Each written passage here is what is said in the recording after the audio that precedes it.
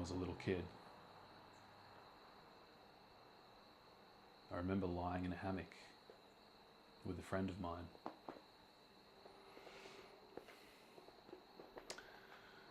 We were telling each other stories. It was dark.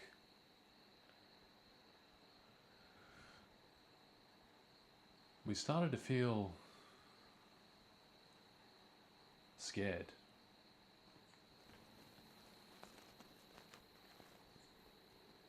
Started to feel like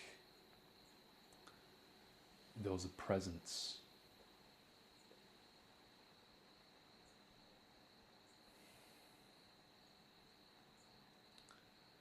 And when you're a little kid and you don't have all these concepts of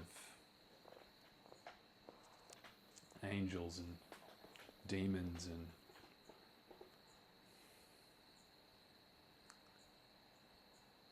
you don't have all these concepts about God,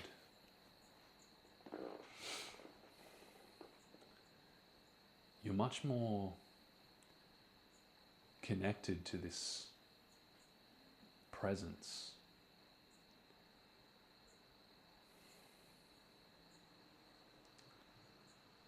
This presence that makes you feel these intense feelings.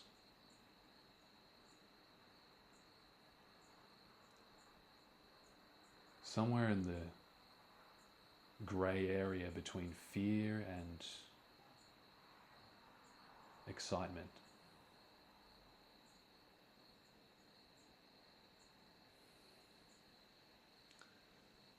And so as we were laying there,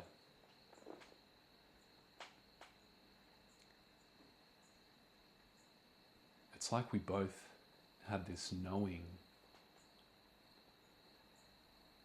that something was about to happen.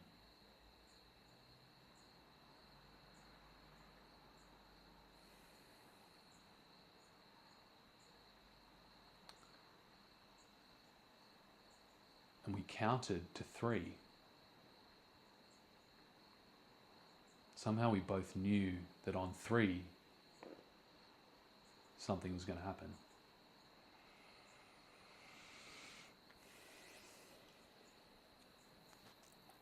One, 2, 3.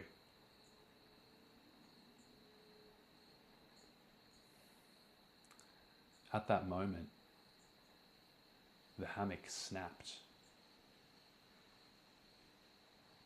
and we fell onto the ground.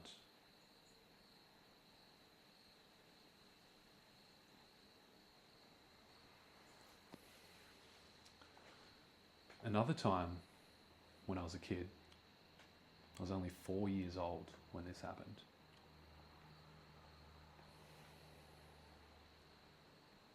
I was out the front of my house, on the street side of the house, and I saw one of my toys, a yellow rubber duck.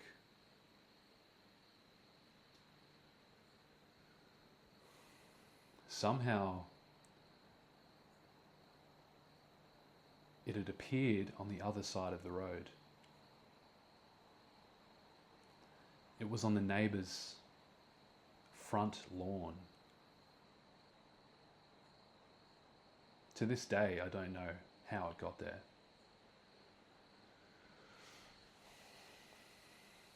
But I had this sense of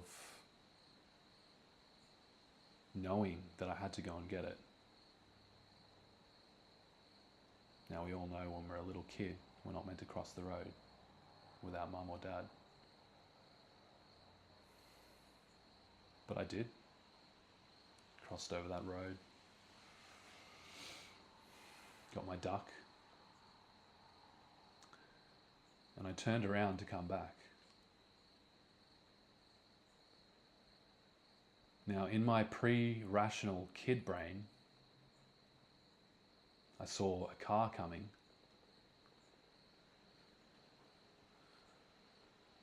I don't know if you've ever seen an animal or experienced having an animal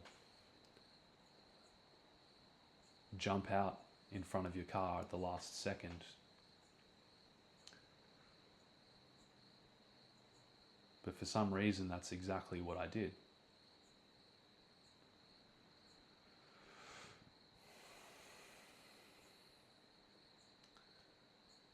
What happened next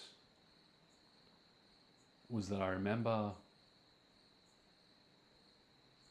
being behind the car. I remember the car stopping in front of me.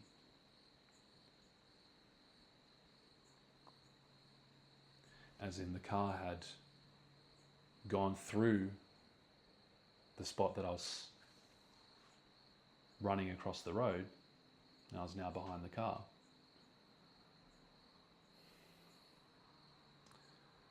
And then my mum came out the front in shock. I got taken by an ambulance to hospital. I got checked over. And somehow there was nothing wrong.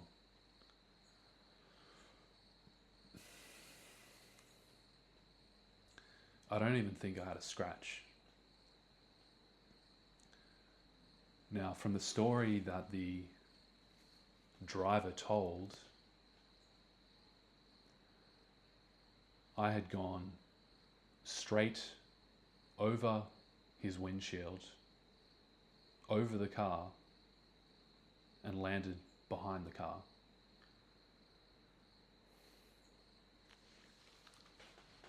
I should have been dead. He would have been going something like 50 kilometers an hour. Someone can tell me what that is in miles. But my 4-year-old body should have been crushed by that impact.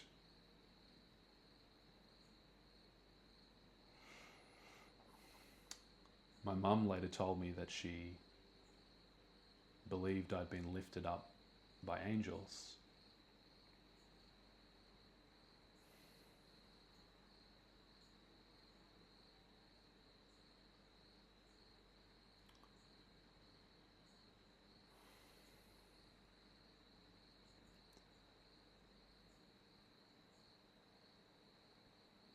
Do you ever stop and consider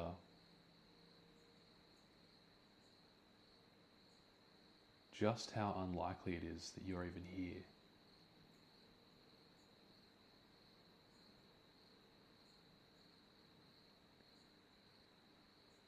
One out of 300 to 400 million of those sperm cells that came out of your dad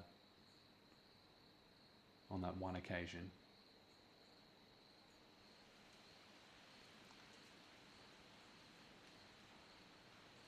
Somehow you were the first one.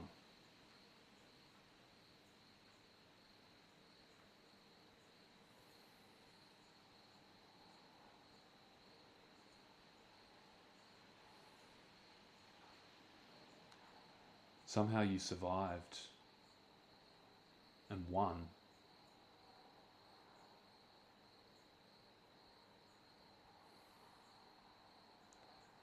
Then you made it through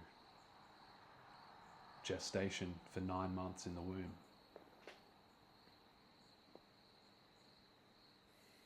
You survived childbirth.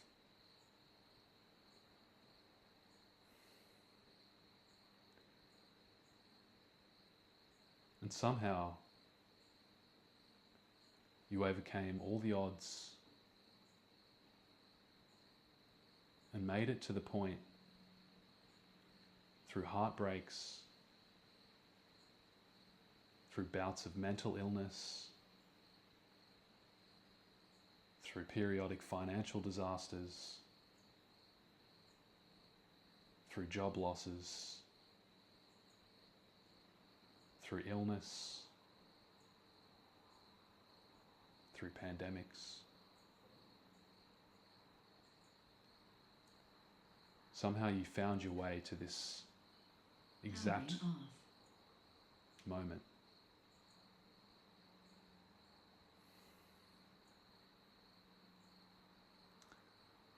This exact moment where you find yourself listening to the voice of someone you've never met on the other side of the world, reminding you of how much of a miracle it is that you're here right now.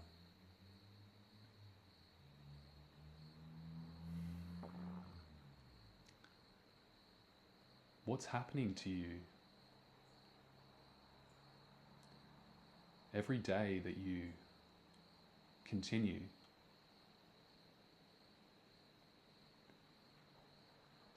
every day that you refuse to give in to biological programming which has been imprinted into you over literally thousands of generations?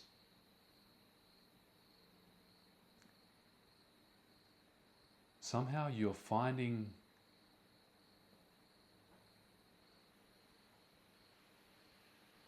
the ability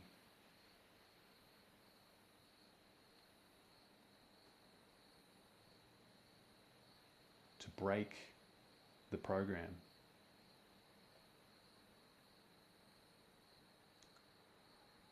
Something that is quite likely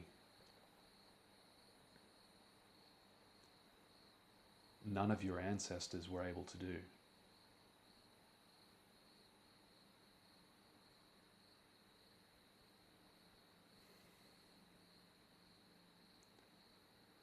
And here we are in the age of supercomputers that fit in our hands, unlimited access to pornographic material, unlimited access to hookups.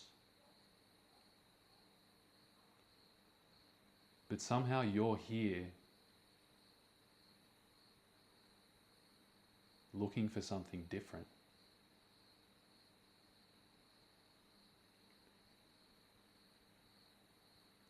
One in 3 to 400 million.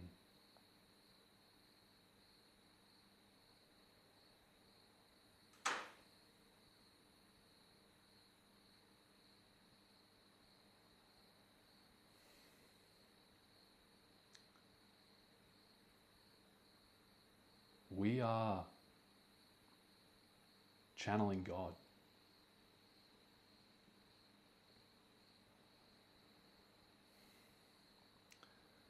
I know that for many of you, your religious programming starts to bristle when I talk like this. But I gotta say it how it is.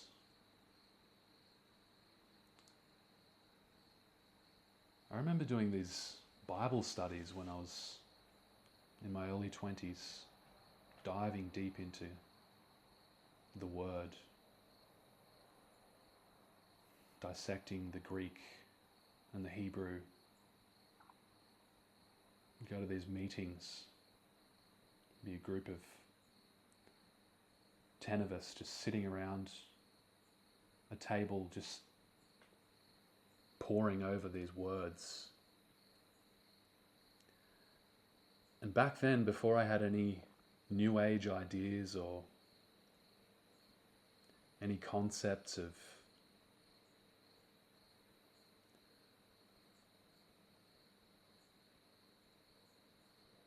everything being God, it just started to download into me. I'm reading the words of Christ and it just started to speak to me. I pray that they be one, even as you and I are one. This is Jesus. I pray that they be one, even as you and I are one.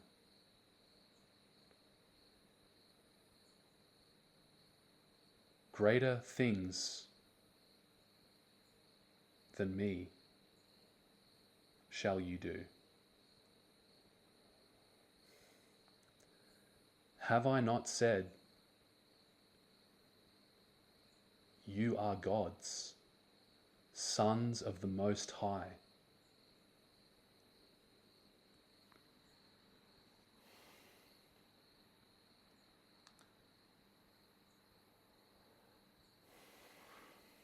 The further you go on this winding river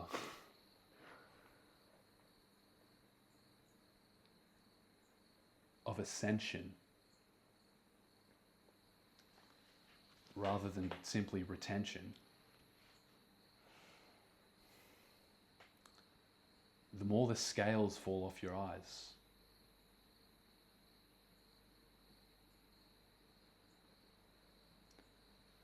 The more you're coming to know that this is not an accident. None of this is an accident.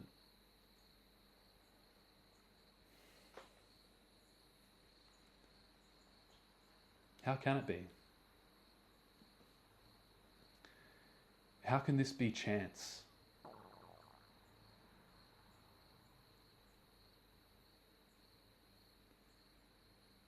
How can it be that we are here now in this moment, experiencing this thing that we call reality?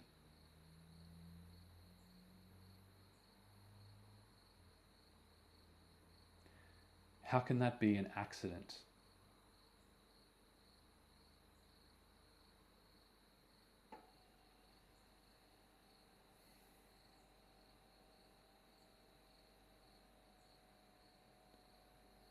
And if it's not an accident,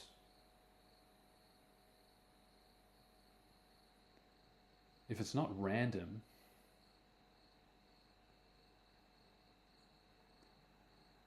then what's going on here?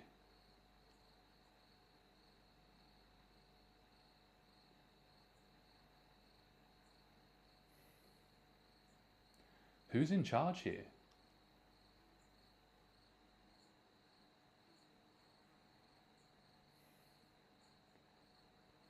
Who or what is running this show?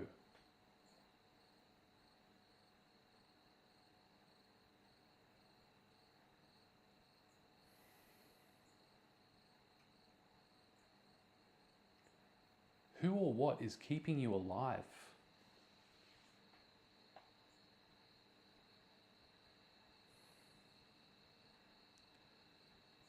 Who or what has decided that you would be having this exact experience right now?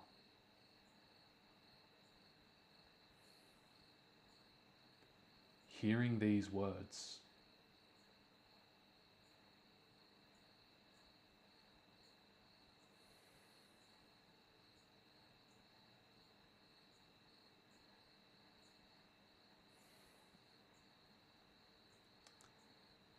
And if there is an answer to that question,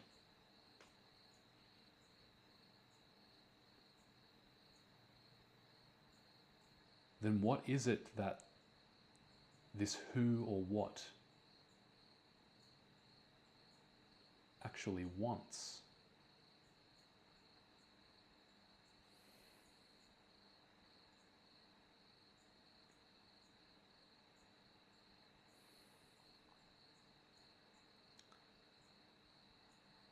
What is the highest purpose?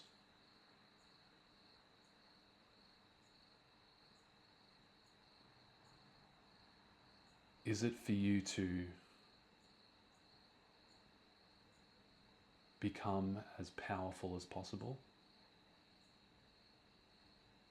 in the fleshly sense?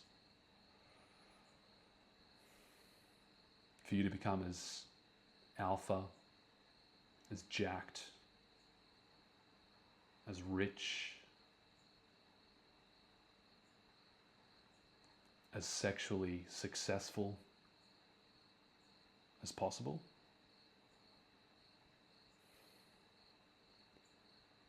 so that you can then invest your DNA into some women who will bear your children, who will pass on your genetic material, so the cycle can repeat and repeat forever? Is that what it's all about?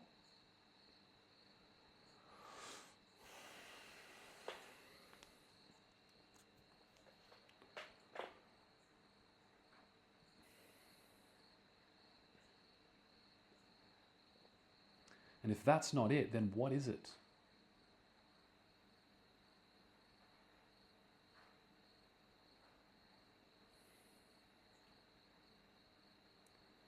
Where is this journey going?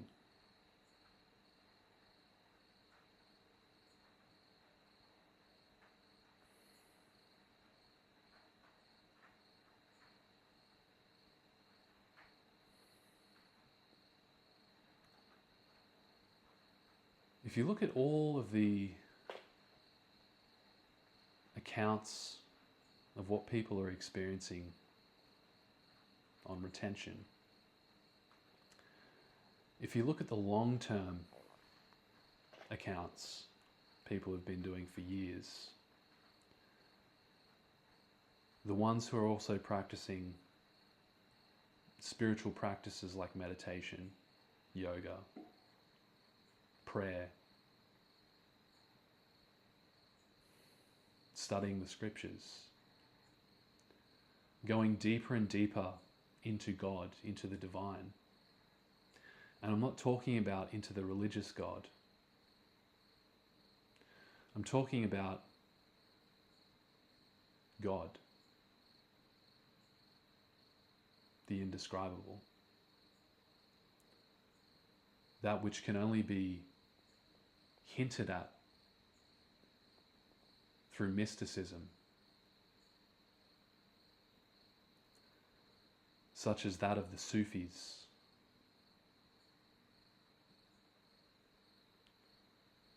such as that of the Christian mystics.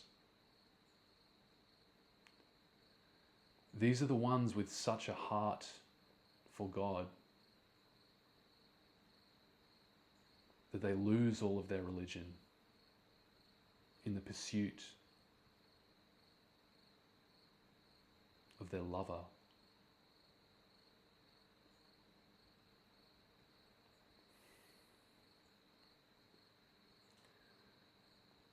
When I read the words of Rumi, for example,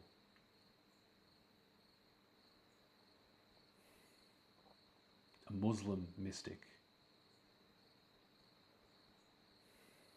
I can't help but feel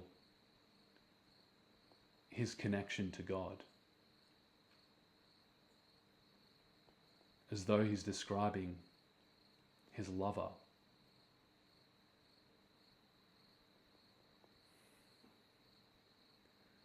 Going beyond this idea of a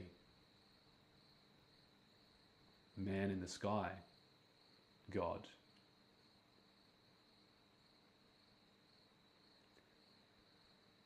Going into a place of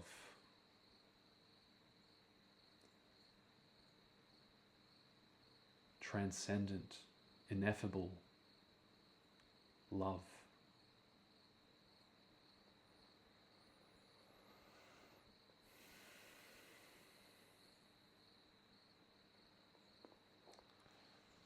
This is what I mean when I ask, where is this going? Because more and more, I'm feeling like this journey is the path to enlightenment.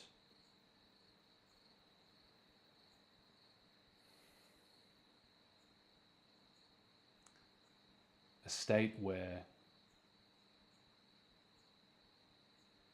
all of the opposites come together into a whole.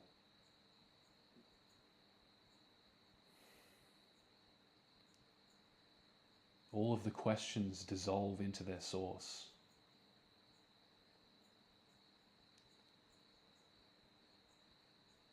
all of the desires are quenched,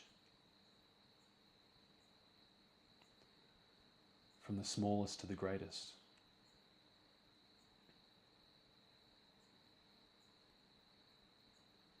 And the very illusion of being separate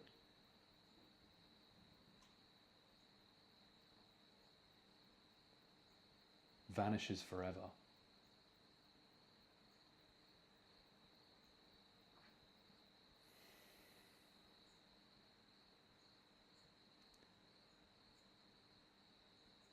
What higher purpose can there be?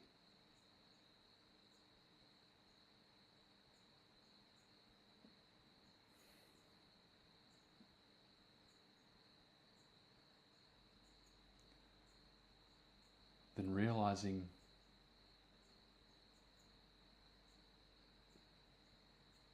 you are the uncreated creator.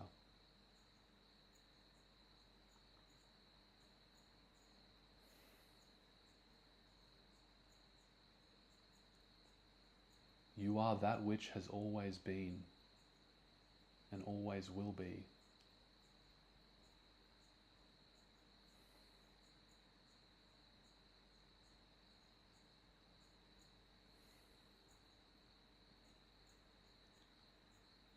Temporarily experiencing yourself in the reflection of a shattered piece of glass.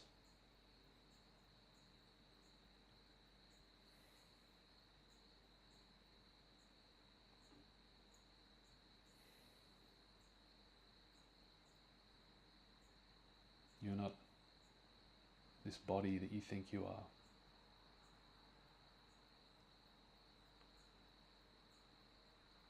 You're not this story.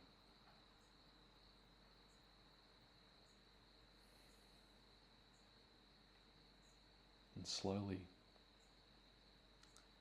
as you break free of these programs, you're realizing this.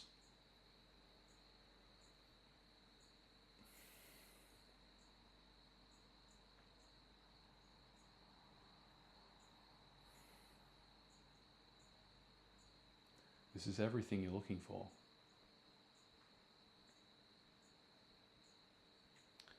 Through the avenues of sex, purpose, money, family, service, community,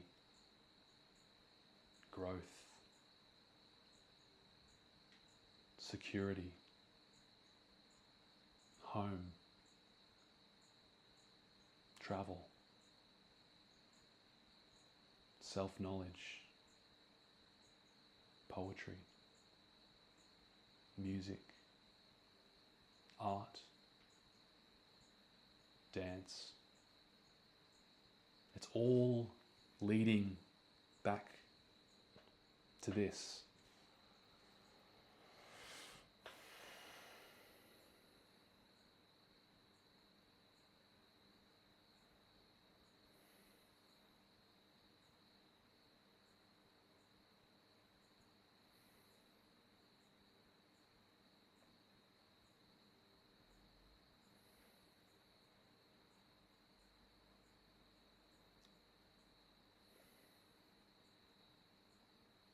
And all you've got to do is be honest with yourself about that.